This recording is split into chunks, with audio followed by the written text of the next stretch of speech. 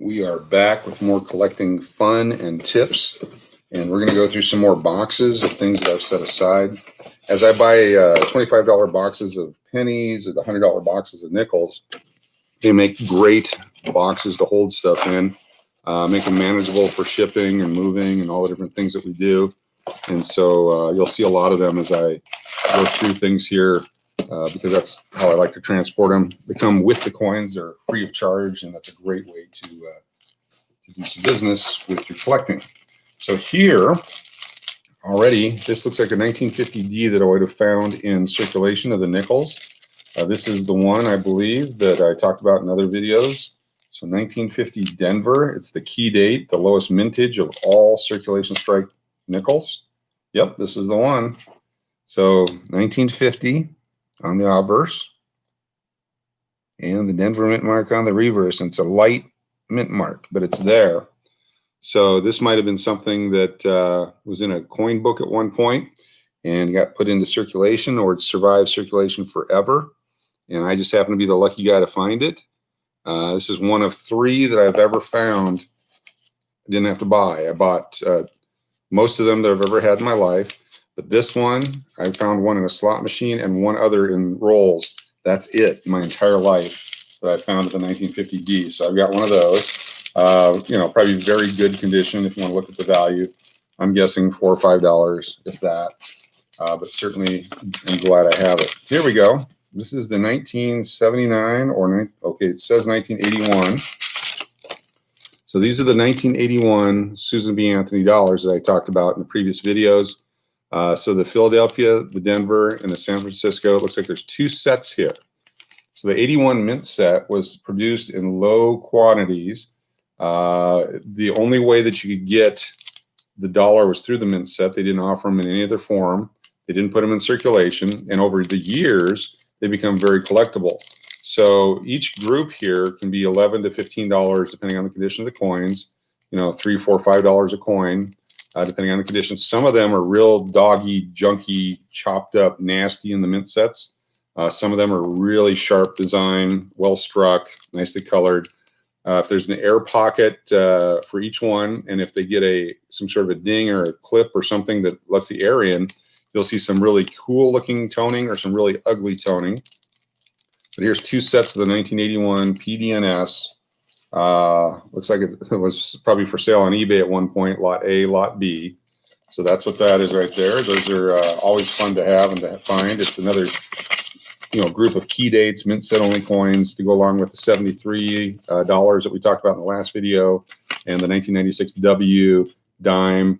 Now the mint makes quite a few collectible things like that. Pretty cool if you get in on it early on. Sometimes paying premiums aren't as much fun.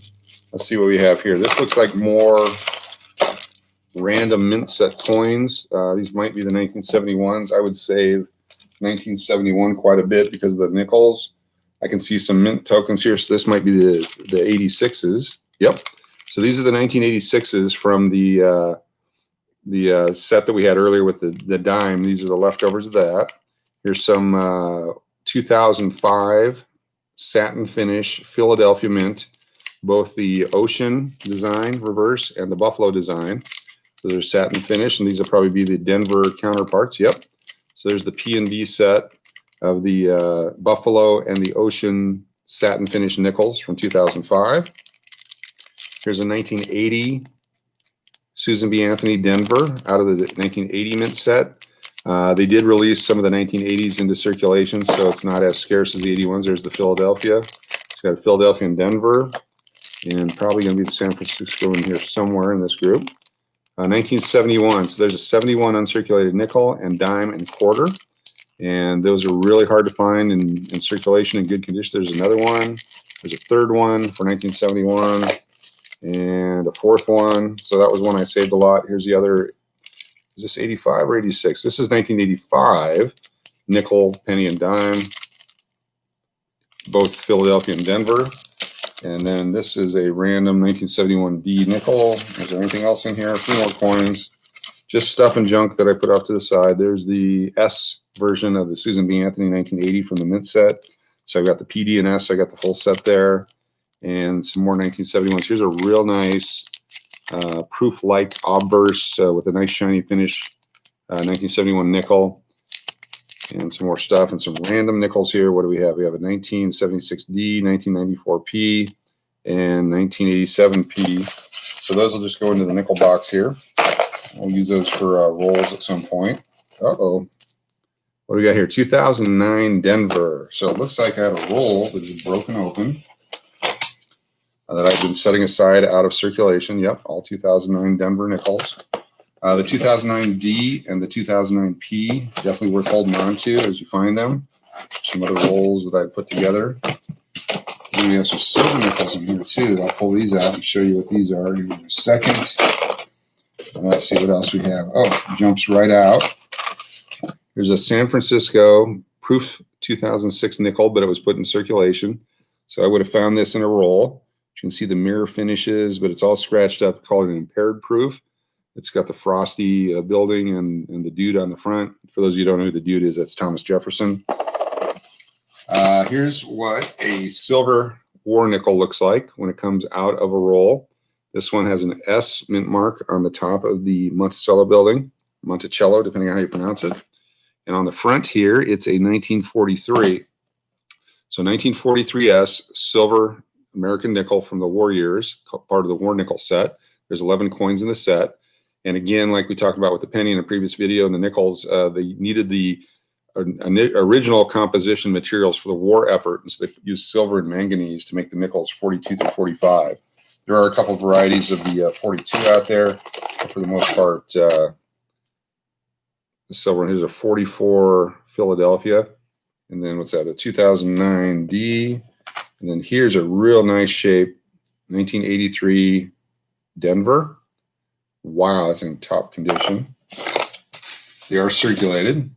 I remember pulling this one out of change, 1945S. So it looks like when they were originally minted, it's a little bit different color, but it looks a lot like the regular nickels. And so when I was going through rolls, and this came out of Salt Lake City, the roll that I found this in, and it was the Wells Fargo Bank up by the University of Utah.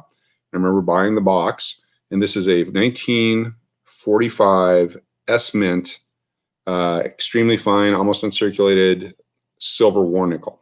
I remember that specifically when I got that one. We talked about that in some of the previous videos about the memories that this can create for you and the fun if you're a memory type person. Nicely toned 2004.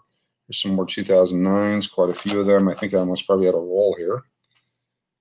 2000, not sure where I kept that. Oh, here's the 83P to go along with that 83D in really shiny top condition.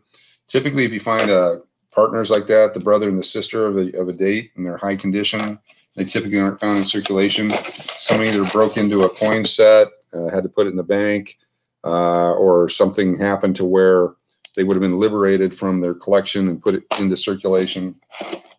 And currently, with the bad economy due to COVID and all that, the coin shortage just might be an option for a lot of people. We did find the 2 boxes of collectible nickels this past weekend that we went through with all the uncirculated rolls of 2004 P&D Keelboat, a couple of 2008 Ps, some 1960, 1963, 1969, and 1970S. And then here, keep dropping a few of these. That's why I have the cardboard down. You don't want to do it on top of metal in case you do drop it. There's 09, 09, lots of 09s. That's good to have. So when you purchase a lot of 100 coins from us, they're all different date and mint mark, you will get a 2009. There's a 2009P that I got out of circulation. Definitely get a 2009D. There's another P. Those are really tough to find. Most of them, I think, went to Puerto Rico. A gentleman down there or lady down there had a hoard been selling for years. Here's a nice 1982 P&D set also.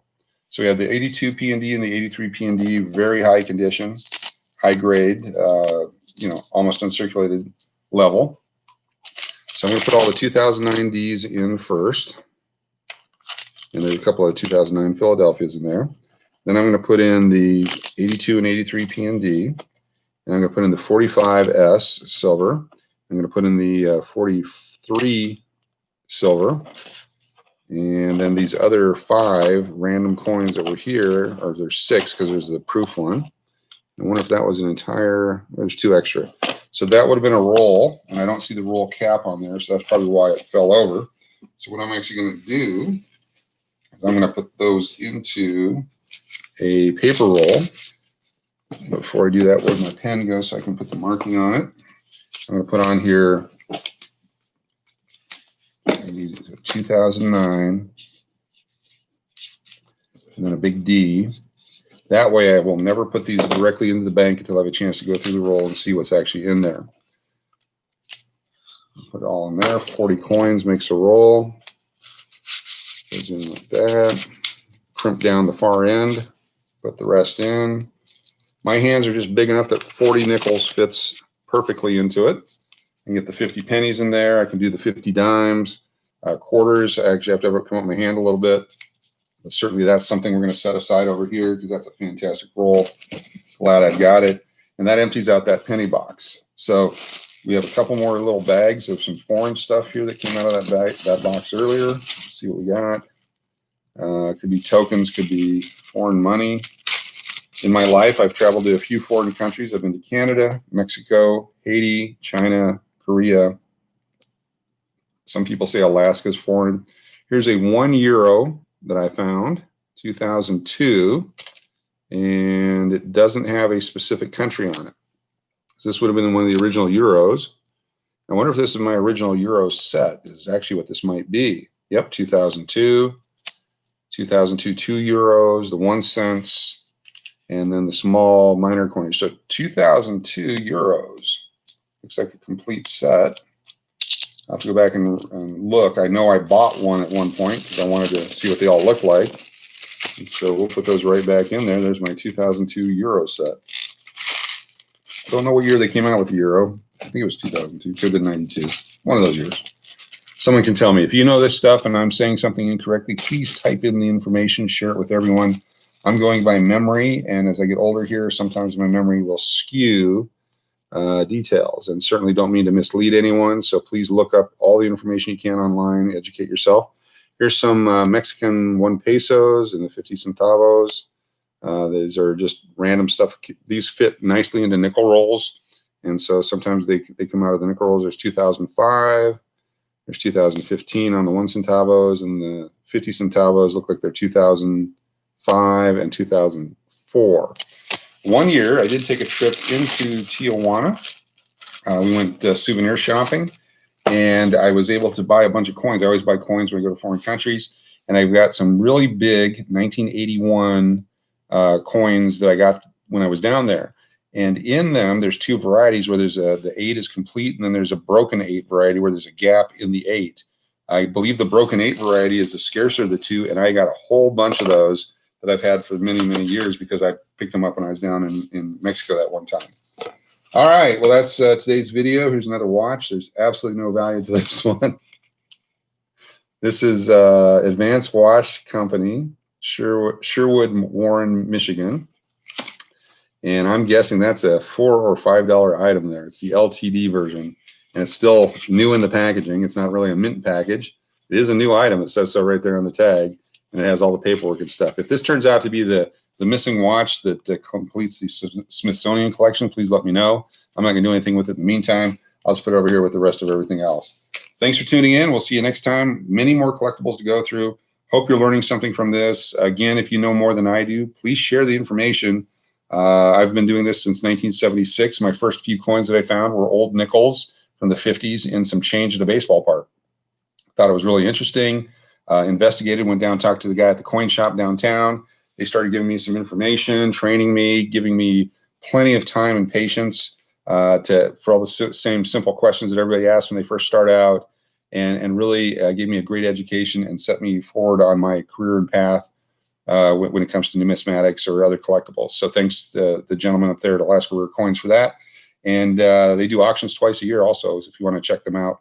Lots of great collectibles up there, including ivory, scrimshaw ivory from the native Alaskans, gold items, collectible items, jade items, paper monies, a lot of Alaskana stuff, and other collectibles as well.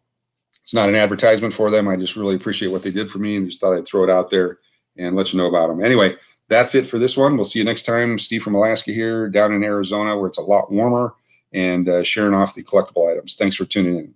Be sure to subscribe.